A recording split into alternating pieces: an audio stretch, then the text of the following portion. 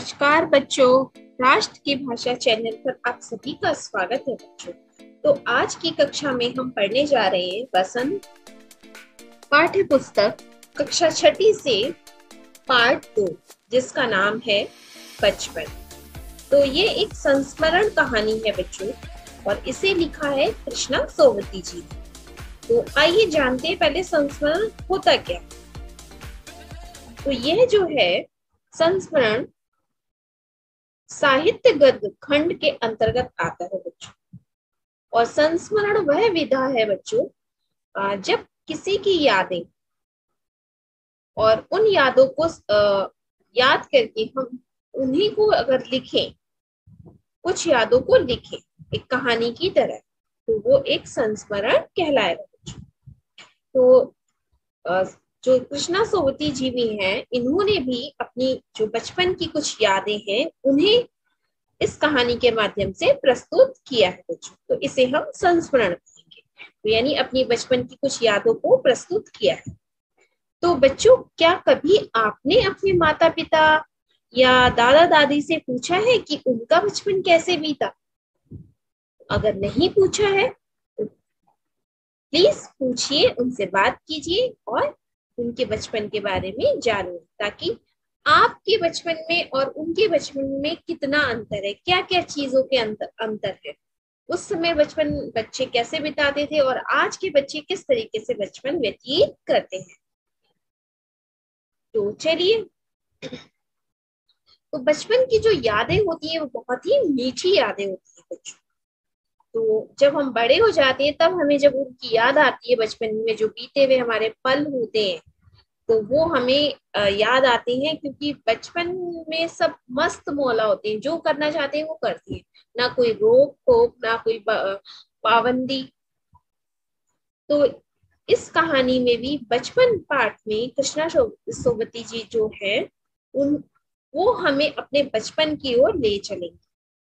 तो उन्होंने अपने बचपन में कैसे रही, वो क्या खाया, क्या पीती थी, कैसे कपड़े पहनती थी, कैसे उनका पहनावा था, सब कुछ यहाँ पर उन्होंने प्रस्तुत किया है। तो चलिए पढ़ेंगे, बहुत मजा आएगा। तो पार्ट 2 बचपन, और लिखा है कृष्णा सोवती जी। चलिए,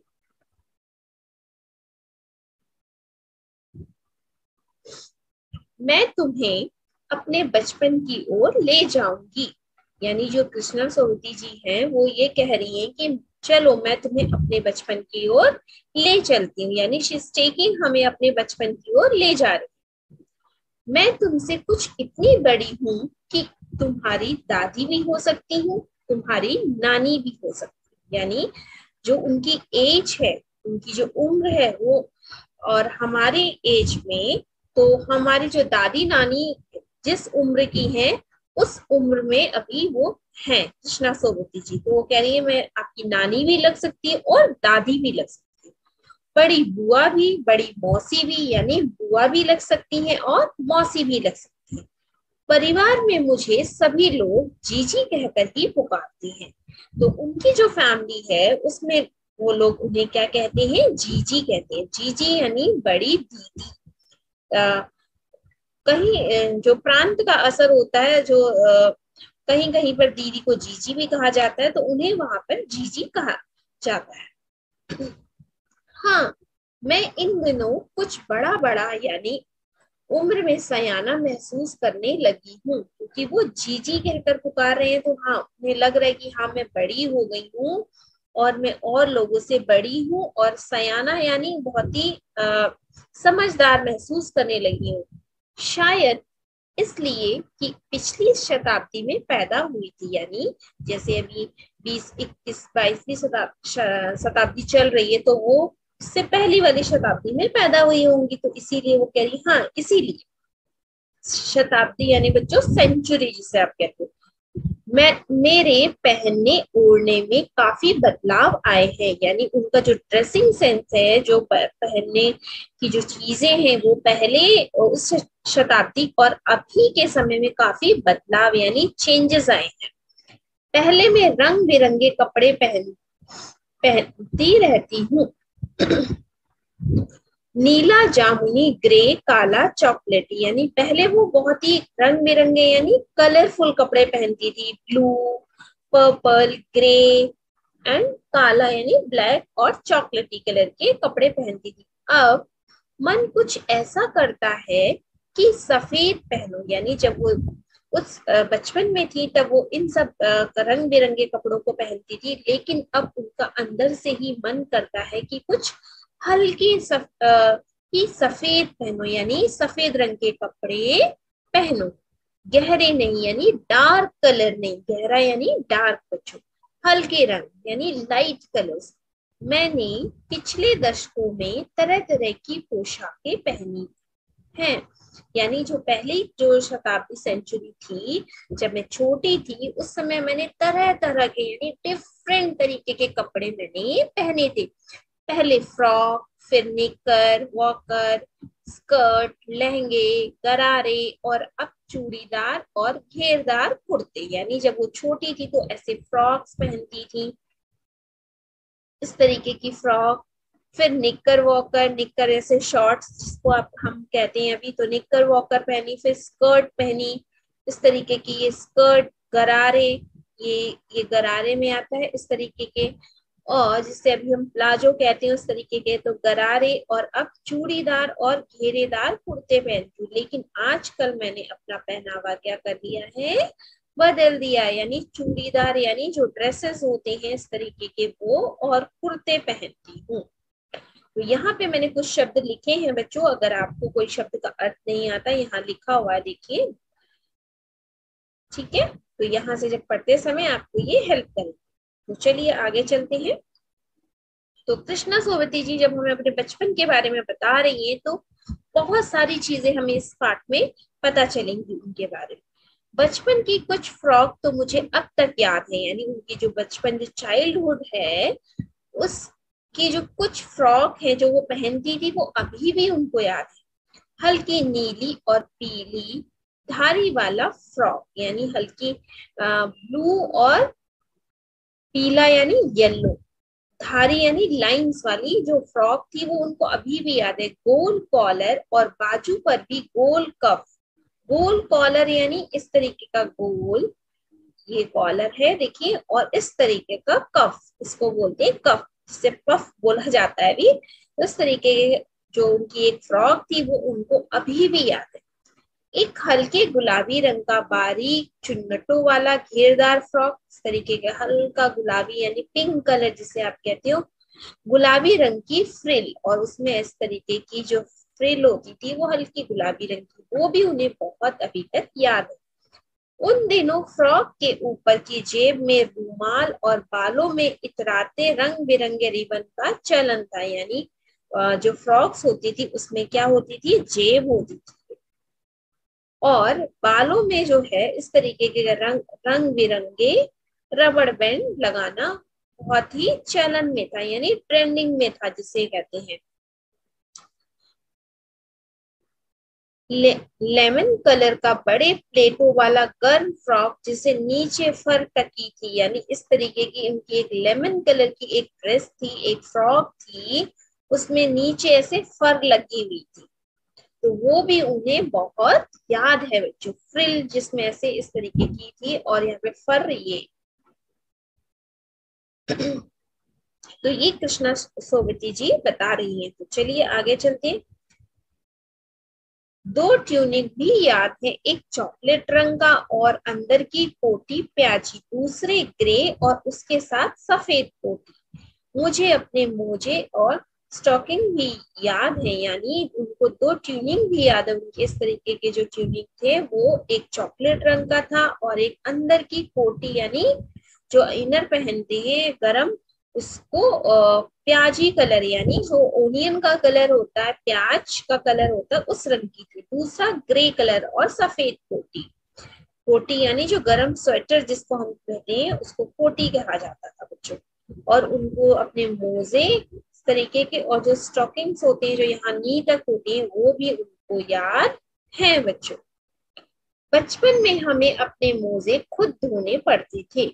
वह नौकर या नौकरानी को नहीं दिए जा सकते थे, इसकी सख्त मनाही थी। यानी जब वो छोटी थी तब उनके जो सॉक्स थे, जो मोजे थे बच्चों, वो उनको खुद धोने पड़ते थे।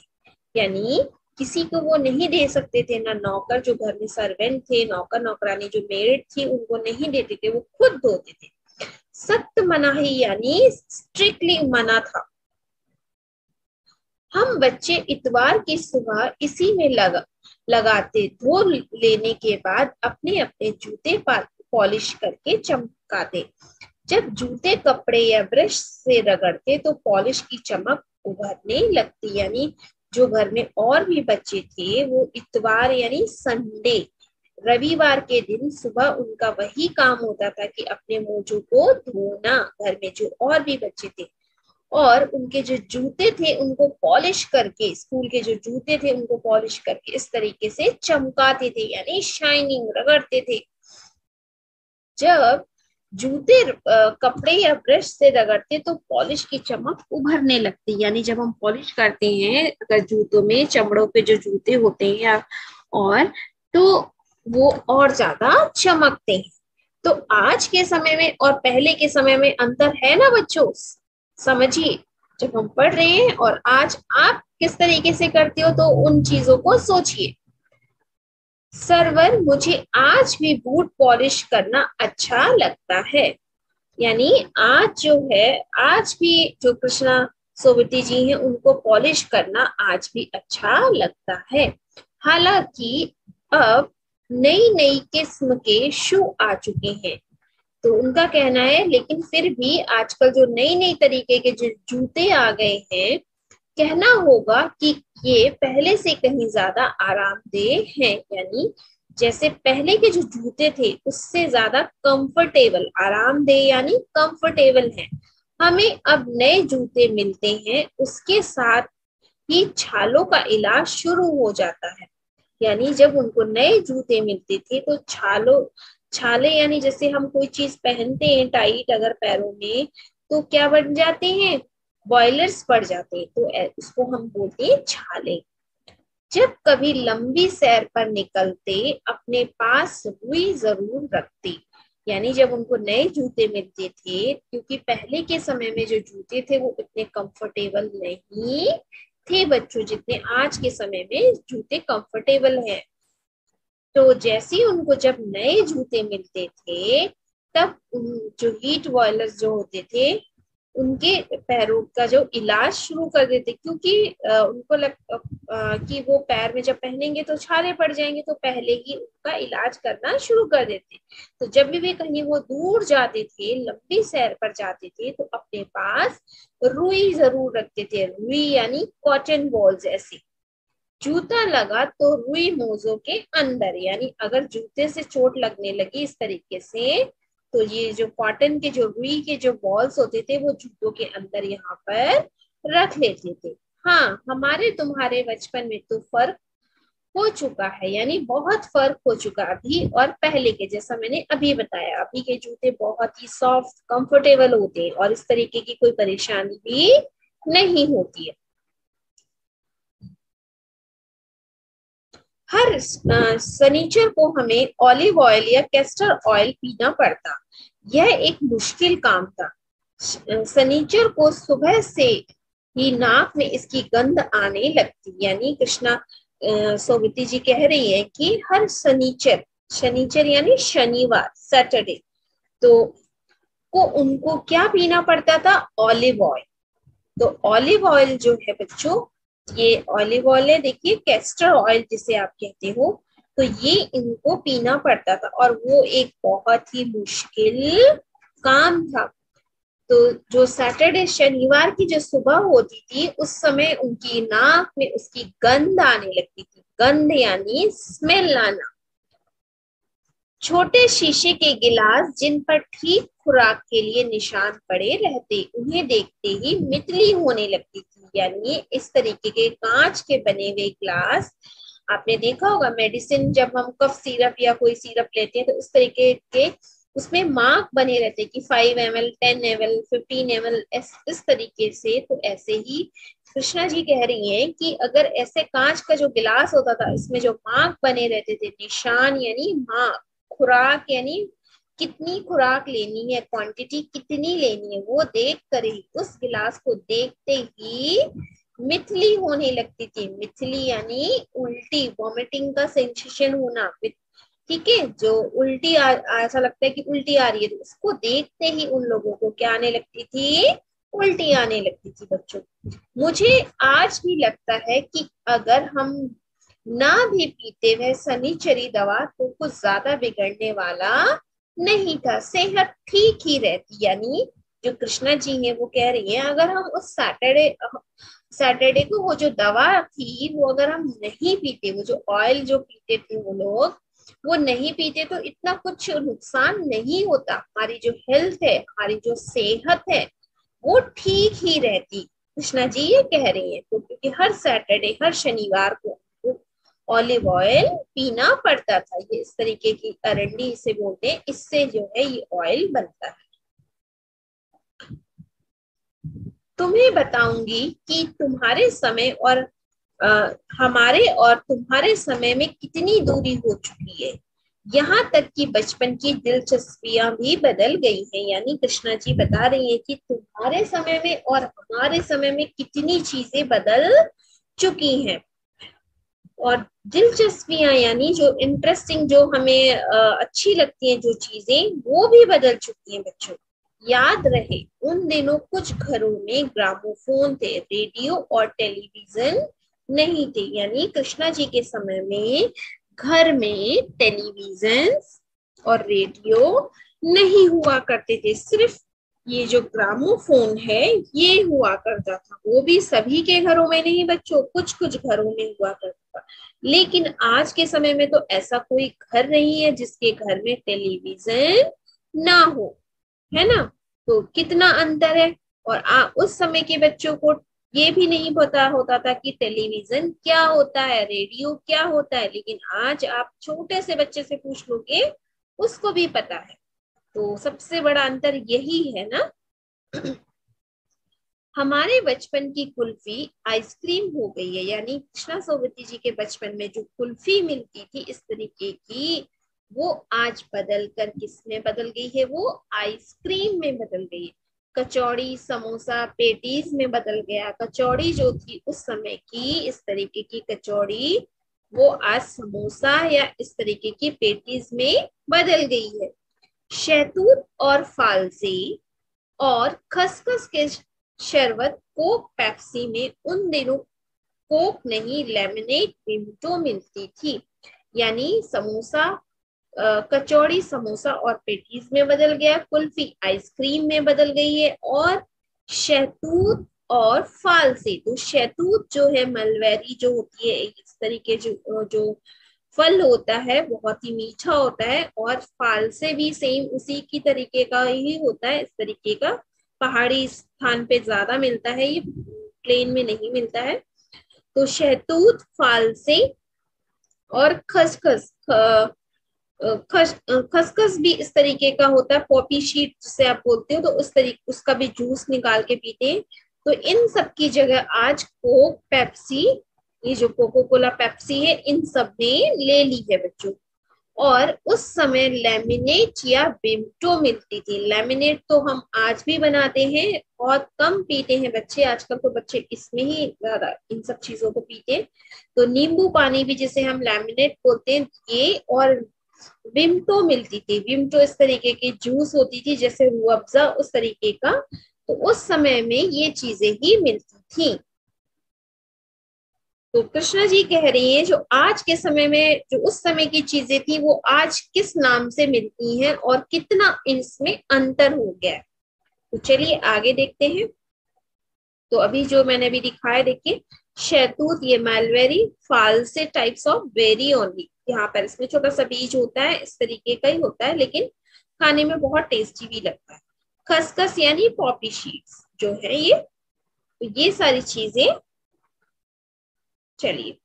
शिमला और नई दिल्ली में बड़े हुए बच्चों को बैंगल्स और डेविको रेस्ता की चॉकलेट और पेस्ट्री मजा देने वाली होती है। यानी जो बच्चे शिमला और दिल्ली में पले बड़े हैं, यानी वहां पर जिनका पालन पोषण हुआ है, उनको वेंगर्स और डेविको जो रेस्ता है उसकी जो चॉकलेट्स है और उनकी जो पेस्ट्री है वो बहुत ही टेस्टी होती है, बहुत ही अच्छी होती है। तो उनको पता है, वो लोग जहाँ, जो लोग दिल्ली और शिमला में पले बड़े हैं बच्चों, हम भाई बहनों की ड्यूटी लगती शिमला मॉल से ब्राउन ब्रेड लाने की। यानी कृष्णा जी कह रही है कि हम, मैं और मेरे भाई बहन जो होते थे, हमारी ड्यूटी लगती थी कि घर में जो ब्राउन ब्रेड है वो लेकर के आना। इस तरीके का जो आजकल हम बोलते हैं ना ब्राउन ब्रेड खाइए, तो ब्राउन ब्रेड लेकर आने की इनकी ड्यूटी लगती थी। हमारा घर माल से ज्यादा दूर नहीं था। तो उनका जो घर था वो माल से ज्यादा दूर नहीं था, एक छोटी सी चढ़ाई और गिरजा मैदान पहुंच जाते थे। चढ़ाई यानी जैसे हिल्स पे हम चढ़ते हैं, तो एक छोटी सी चढ़ाई पे चढ़ने के बाद वो गिरजा मैदान पहुंच जाते थे।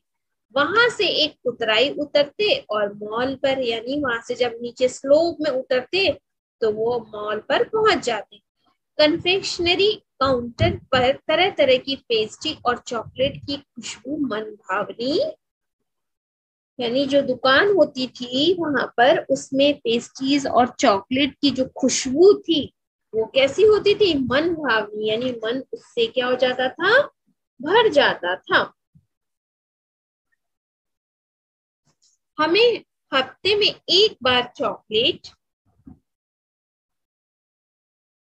खरीदने की छूट थी। यानी जो कृष्णा जी है वो कह रही है कि हमें हफ्ता, यानी जो वीक है, वीक में एक दिन चॉकलेट खरीदने की छूट होती थी। यानी हम एक दिन सप्ताह में चॉकलेट खरीद सकते थे, लेकिन आजकल हम दिन में 10 बार भी खरीद सकते हैं, है ना। कुछ को तो बहुत ज्यादा पसंद है तो बहुत चॉकलेट खाते हैं। तो कह रही है कि हमें सिर्फ सप्ताह में एक बार चॉकलेट खाने की इजाजत थी। सबसे ज्यादा मेरे पास ही चॉकलेट टॉफी का स्टॉक रहता था। यानी कृष्णा सोबती जी कह रही हैं कि सबसे ज्यादा चॉकलेट्स का स्टॉक जो है मेरे पास रहता था। मैं चॉकलेट लेकर खड़े खड़े कभी ना खाती थी। यानी उनको पसंद नहीं था कि चॉकलेट लेकर के खड़े होके खाना। घर लौटकर साइड बोर्ड पर रख देती थी। तो जब वो घर आ जाती थी, घर आने के बाद अपने घर में साइड बोर्ड जो जगह होती थी वहां पर वो रख देती थी, और रात को खाने के बाद बिस्तर में लेट कर मजे से खाती थी। यानी फिर रात में जब सोने का समय होता था उस समय वो अपने बिस्तर पर इस तरीके से लेट कर और उस चॉकलेट को इंजॉय करते हुए खाती थी बच्चों। तो ये कृष्णा सोबती जी के चॉकलेट खाने का स्टाइल था। शिमला के काफल भी बहुत याद आते हैं, खट्टे मीठे, कुछ एकदम लाल कुछ गुलाबी। यानी शिमला जो शहर जहाँ पर वो रहती, तो वहां के जो काफल हैं वो इस तरीके के भी दिखते हैं, और जो रस भरी है वो कुछ लाल गुलाबी देखने में, और रस भरी यानी जो स्ट्रॉबेरी या रसबेरी होती है जिस, वो भी उनको बहुत याद आती है। कसमल, तो कसमल भी एक फल होता है, ये भी पहाड़ी क्षेत्रों में ज्यादा होता है बच्चों।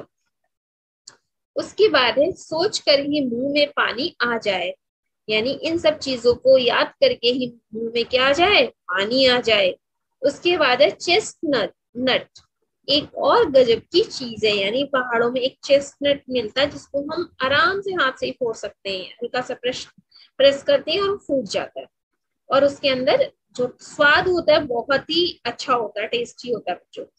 तो एक गजब की चीज है, आग पर भूने जाते हैं फिर छिलके उतार कर मुंह में खा लिए जाते हैं। तो ये भी एक तरीके का फल है। तो उन्हें ये सारी चीजें बहुत याद आती है, काफल, गुलाबी रंग उसका, और जो रसभरी है, इन सब चीजों को वो बहुत याद कर रही। चने और जोर गरम और अनारदाने का चूर्ण, हाँ चने और गरम, चने जोर गरम की पुड़िया तो तब थी। यानी वो जो चना, जो नट्स, सॉरी जो ग्रेन होते हैं, जो चना होता है, ग्राम होता है, उसको अनारदाने का चूर्ण डाल करके, यानी उसके ऊपर एक मसाला स्प्रेड किया जाता था, उसको बोलते थे अनारदाना बच्चों। तो उस अनारदाने की जो पुड़िया वो अब भी नजर आती है। तो इस तरीके की वो पुड़िया होती थी, त्रिकोण इस तरीके का ट्रायंगल की तरह बनाए, कोने से पकड़ करके पेपर को रोल करके इस तरह बनाई जाती थी। पुराने कागजों से बनाई हुई इस पुड़िया में निरा हाथ का कमाल है, यानी ये हाथ से बनाई हुई एक मतलब एक ट्रिक कमाल है कि हाथ से इतने अच्छे से इसको रोल करके ऐसे बना दी जाती। नीचे से तिरछी लपेटते हुए ऊपर से इतनी चौड़ी कि चने आसानी से हथेली पर जा पहुंच जाए। मतलब इस तरीके से बनाई जाती थी कि यहाँ तक चने होते थे, लेकिन जब हम लेते तो आराम से हमारे हाथ में वो आ जाते। एक वक्त था जब फिल्म का गाना चना जोर गरम बाबू में लाया मजेदार चना जोर गरम, यानी ये जो सॉन्ग था, एक समय था उस समय इस चने की पुड़िया के ऊपर ये गाना गा करके लोग क्या करते थे, बेचते थे बच्चों। ये गाना उन दिनों स्कूल के हर बच्चे को आता था, यानी क्योंकि स्कूल के बाहर जो लोग बेचते हैं खाने की चीजें, चने ये सब चीजें, तो उनको वो गाना याद हो जाता था। कुछ बच्चे पुड़िया पर तेज मसाला बुरकवाते थे, यानी जो और कुछ बच्चे थे जो चना जो भी लेते थे इसके ऊपर ज्यादा स्पाइसी करवाते, यानी जो भी मसाला था अनारदाने का मसाला वो ज्यादा स्प्रेड कर ज्यादा डलवाते थे। पूरा गिरजा मैदान घूमने तक यह पुड़िया चलती, यानी जो गिरजा मैदान था पूरा घूम के आ जाते थे तब तक ये पुड़िया जो है चलती थी, यानी इसमें चने खत्म नहीं होते थे।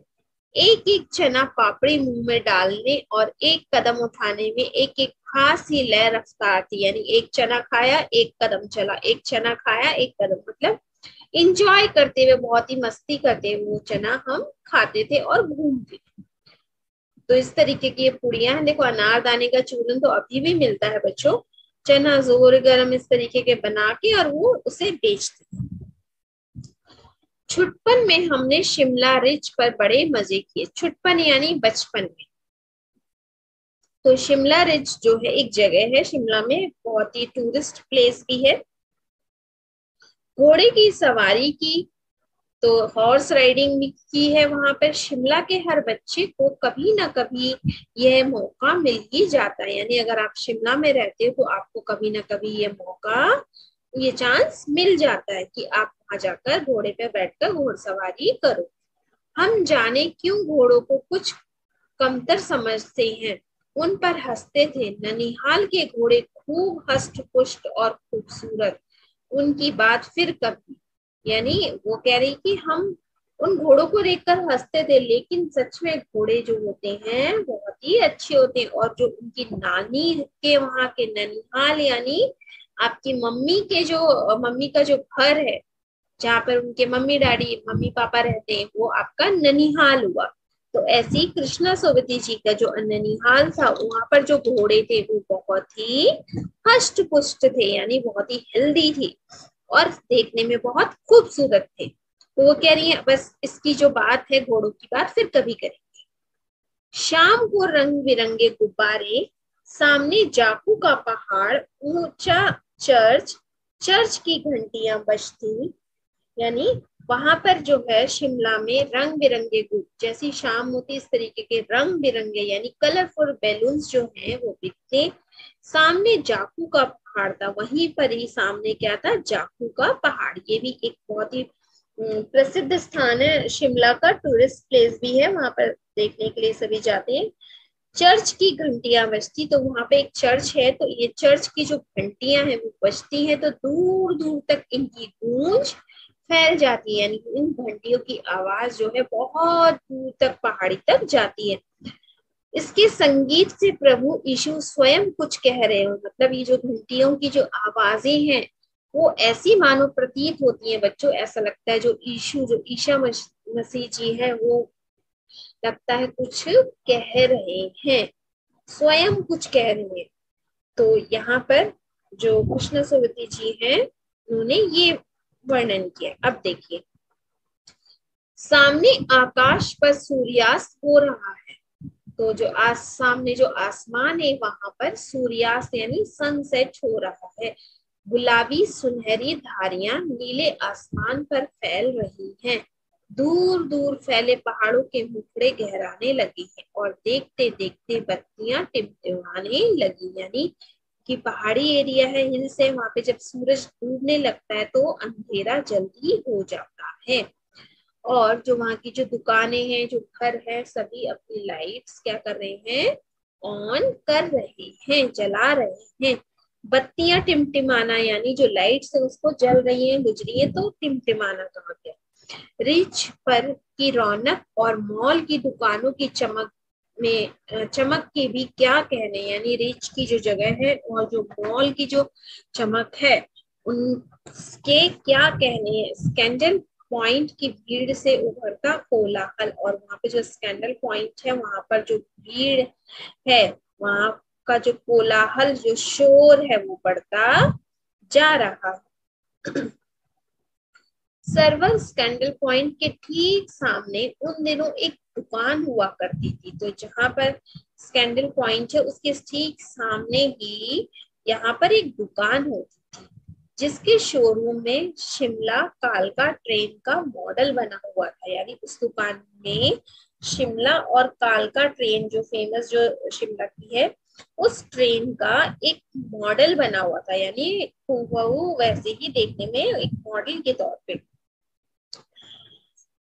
इसकी पटरियां, उस पर खड़ी छोटे छोटे डिब्बे वाली ट्रेन, एक और लाल टीन की छत वाला स्टेशन और सिग्नल देता खंबा, थोड़ी थोड़ी दूरी पर बनी सुरंगें। यानी इस तरीके का वहां का जो स्टेशन है और इस तरीके की ट्रेन है वो वहां पर बनी हुई थी एक दुकान पे।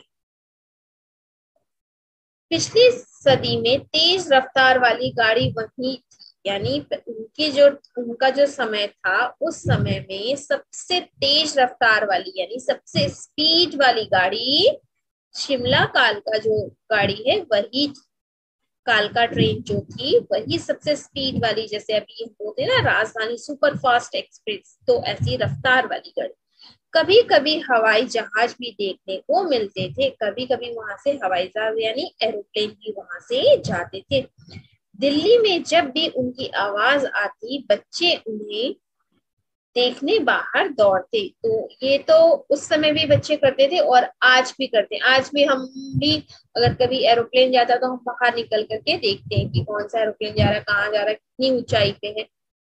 दिखता एक भारी भरकम पक्षी उड़ा जा रहा है, ऐसा लगता था कि एक बड़ा सा पक्षी यानी कोई भी बड़ा जो चिड़िया है वो उड़ रही है, उड़ती हुई जा रही है। पंख फैलाकर ये देखो वह गायब, यानी पंख फैलाकर ये जो है ये उड़ रही है और थोड़ी ही देर में वो गायब हो जाती है। स्पीड ही इतनी तेज लगती हाँ, यानी उस चिड़िया की स्पीड यानी गति इतनी तेज थी कि वो गायब हो जाती।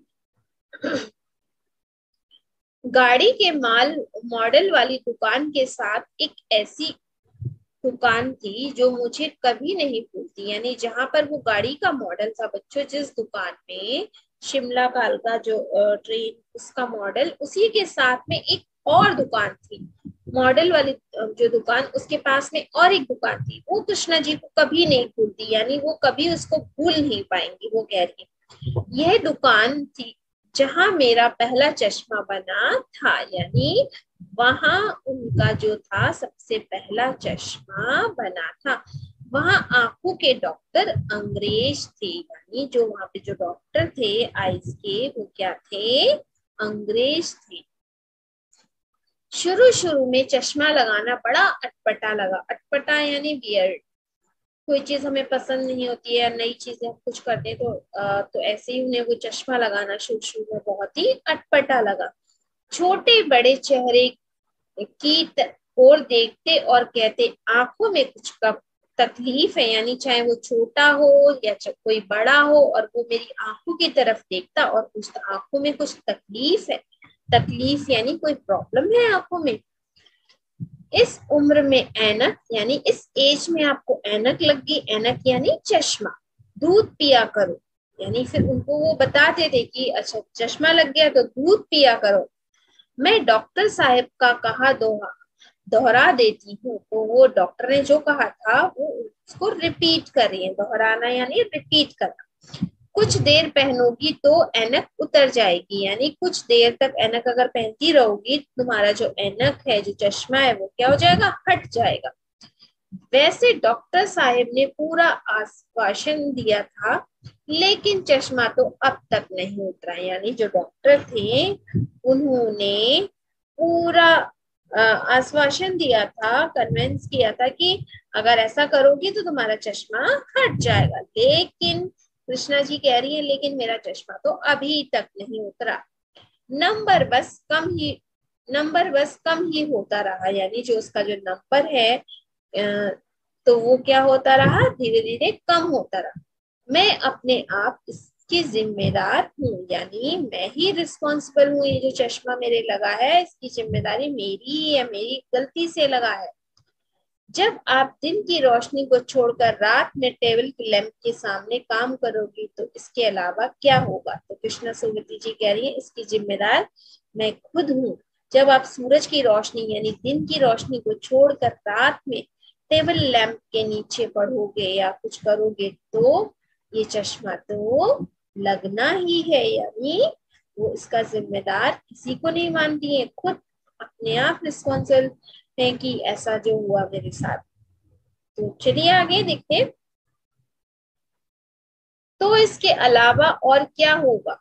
हाँ, जब पहली बार मैंने चश्मा लगाया तो मेरे एक चचेरे भाई ने मुझे छेड़ा। तो कृष्णा जी कह रही है जब मैंने ये पहली बार चश्मा लगाया तो मेरा एक कजन ब्रदर, चचेरा भाई यानी कजन ब्रदर था, उसने मुझे छेड़ा। छेड़ना यानी टीज करना। कैसी लग रही है, देखो कैसी लग रही है, आंख पर चश्मा लगाया ताकि सूझे दूर की, यह नहीं लड़की तो मालूम सूरत बनी लंगूर की। यानी ये लाइनें कहकर उसका जो चचेरा भाई था वो उसको कृष्णा जी को चिढ़ा रहा था। कैसे कि देखो कैसी लग रही है, आंख पर चश्मा लगाया ताकि सूझे दूर की, यानी आंख पे चश्मा इसलिए लगाया इन्होंने ताकि उन्हें दूर का दिखे। यह नहीं लड़की तो मालूम सूरत बनी लंगूर की, लेकिन ये तो लड़की नहीं लग रही है, ये तो लंगूर लग रहा है। इसकी सूरत कैसी लग रही है, जो लंगूर जो बंदर होता है उसकी तरह लग रही है। यह कहकर वो चिढ़ा रहा है। मैं खींची कि मुझ पर क्यों दोहराया जा रहा है। तो जो कृष्णा जी हैं वो अपने भाई, चचेरे भाई से कहती है ये मेरे ऊपर ही क्यों कह रहे हो, मुझे क्यों चिढ़ा रहे हो। खींची मतलब किसी का मजाक उड़ाना। पर शेर बुरा ना लगा, लेकिन उनको वो जो शेर उन्होंने कहा था वो उनको वो अच्छा लगा, मतलब ज्यादा बुरा भी नहीं लगा। सामने खड़ी हो गई, कई बार अपने को देखा, ऐनक उतारी, फिर पहनी, फिर उतारी, देखती रही, यानी उन्होंने शीशे के सामने जाकर उस ऐनक को पहना उतारा, इस तरीके से अपने आप को आईने में, शीशे में उसे देखती रही। फिर से सूरत बनी लंगूर की, नहीं नहीं, हाँ हाँ हाँ, यानी फिर जो उसके भाई ने, जो उनके भाई ने गाया था वही वो फिर गाने लगी अपने आप ही। सूरत बनी लंगूर की, नहीं नहीं, हाँ हाँ हाँ, यानी खुद ही हाँ कह रही थी, खुद ही ना कह रही थी बच्चों। मैंने अपने छोटे भाई का टोपा उठाकर सिर पर रखा है, कुछ अजीब लगा, अच्छा भी और मजाकिया भी, यानी उनके छोटे भाई का ऐसा टोपा था वो उन्होंने उतारा और अपने सर पे लगा दिया। तो लगाने के बाद कुछ तो उन्हें कभी अच्छा लग रहा था और कभी मजाक किया, यानी जैसे जोकर लगते हैं ऐसा मजाक की तरह उनको अच्छा नहीं लगा। तो कभी कभी कोई चीज होती ना हमें, कभी एक बार अच्छी लगती है, एक बार नहीं अच्छी नहीं लगती, इस तरीके से सेम उन्हें भी लगा। तब की बात थी, अब तो चेहरे के साथ घुल मिल गया, यानी तब मुझे अच्छा नहीं लगा था लेकिन अब तो ये मेरे चेहरे के साथ घुल मिल गया, यानी सेट हो गया, मेरे चेहरे पे अच्छा लगता है। चश्मा जब कभी उतरा हुआ होता है तो चेहरा खाली खाली लगने लगता है, यानी जब ये चश्मा मैं उतार देती हूँ तो मेरा चेहरा मुझे कैसा लगता है, खाली खाली लगने लगता है, यानी अच्छा नहीं लगता। अब उस चश्मे की आदत होती है। याद आ गया वह टोपा, काली फ्रेम का चश्मा और लंगूर की सूरत, यानी उसके जो भाई ने बोला था, चचेरे भाई ने, उस बात को, वो बात ने याद आ गई। हाँ, इन दिनों शिमला में मैं सिर पर टोपी लगाना पसंद करती हूँ। यानी उस समय उनको शिमला में इस तरीके की टोपी लगाना उन्हें पसंद थी। मैंने कई रंगों की जमा कर ली, यानी कई कलर्स की ऐसी टोपी कलेक्ट करी। कहाँ दुपट्टों का ओढ़ना और कहाँ सहज सहल सुबीते वाली हिमाचली टोपियां, यानी कहाँ दुपट्टों का ओढ़ना, यानी कौन दुपट्टा सर पे ऐसे ओढ़े, कहाँ उसका एक फैशन है, और कहाँ ये जो सहज सुंदर जो टोपियां हैं उनको सर पे पहनना। हिमाचली टोपियां, ये हिमाचल की फेमस टोपी है बच्चों। ये हिमाचल के लोग इस तरह की टोपियां लगाते हैं। उत्तराखंड में भी ये मिलती है, क्योंकि हिमाचल उत्तराखंड सब पास पास ही है। तो वो कहती हैं कि हिमाचली टोपियां भी, इनकी अलग ही बात है। दुपट्टों की भी अलग है ओढ़ना, और टोपियों का भी ओढ़ना अलग है। तो ये पाठ कृष्णा सोबती जी ने लिखा है, ये उनकी पिक्चर है। और आप देख सकते हैं किस तरीके से चश्मा और टोपी लगा करके। तो इस पाठ में, पाठ का नाम ही जैसे बचपन है, चाइल्डहुड, तो कृष्णा सोबती जी इस पाठ में हमें अपने बचपन की ओर ले गई।